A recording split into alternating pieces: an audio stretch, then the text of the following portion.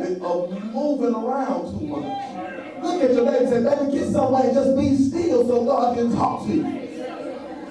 Listen, God can't talk to you when you moving here, there, and everywhere.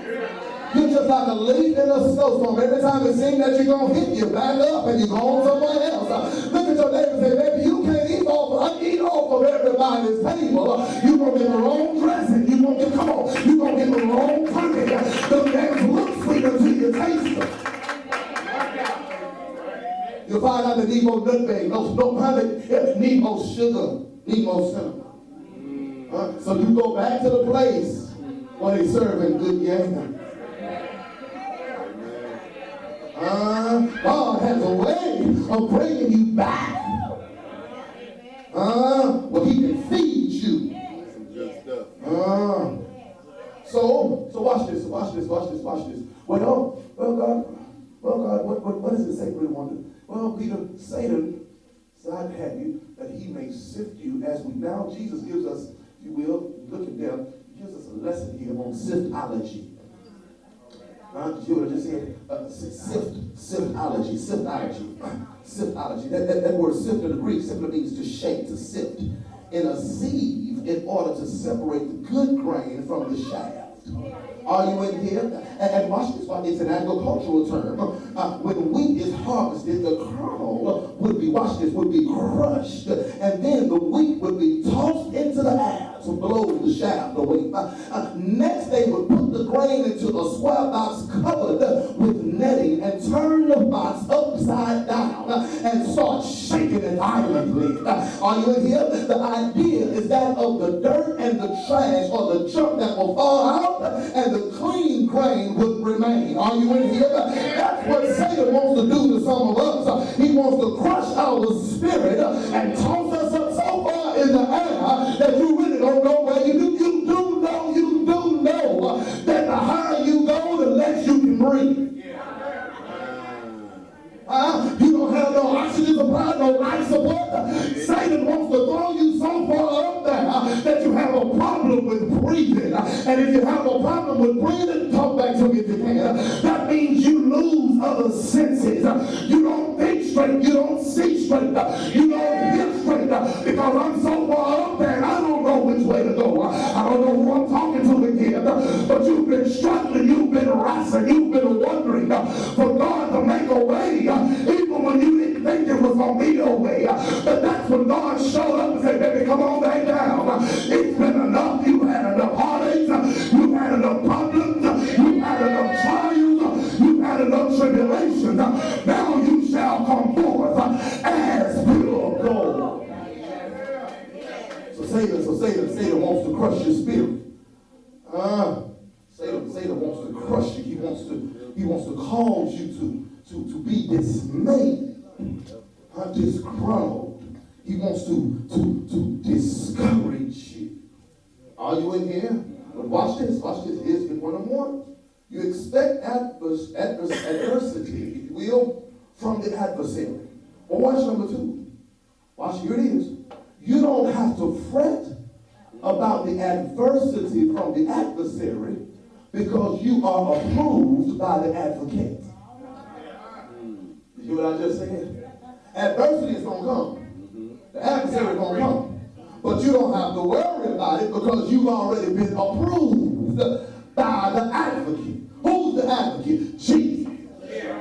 Preach, Pastor Dawson. Watch this. Satan desires to sift you as wheat. He want to do away with you, boy. He's trying to steal you, kill you, and destroy you. But here it is. Look at your name. There's a conjunction right there. But I prayed for you.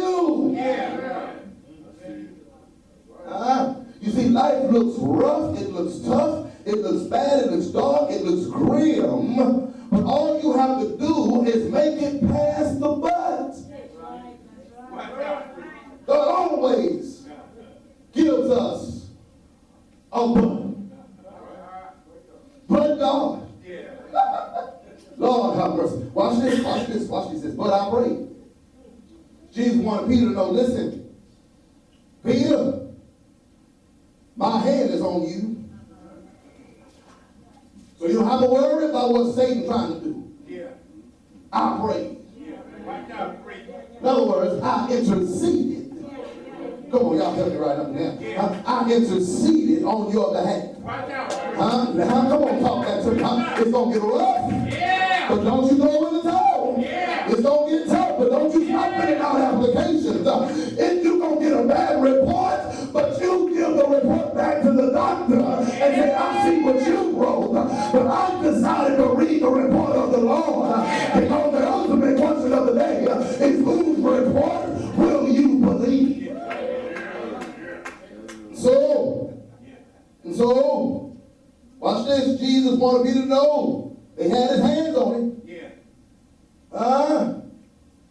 What did you pray for? Well, Peter, I prayed for you not that you would not fall, but that your fall would not be final.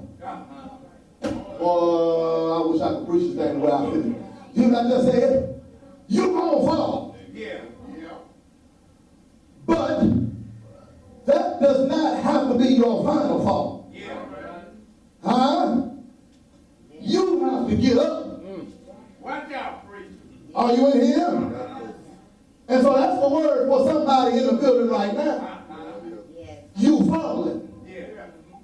And the difference between one person falling and another person falling is not how you fail, it's not when you fail or when you fallen, but it's how and when you get up. And what happens when you fall?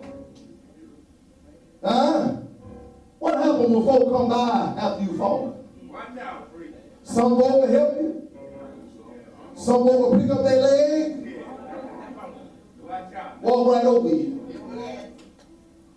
But Jesus told Peter, you're going to have some good days. You're going to have some bad days. But don't you worry about it. When you fall, get up, shake the dust off, and keep on trucking. But watch this. Watch this. What happens after Jesus told him to get up? He says, Peter, now or when you are converted,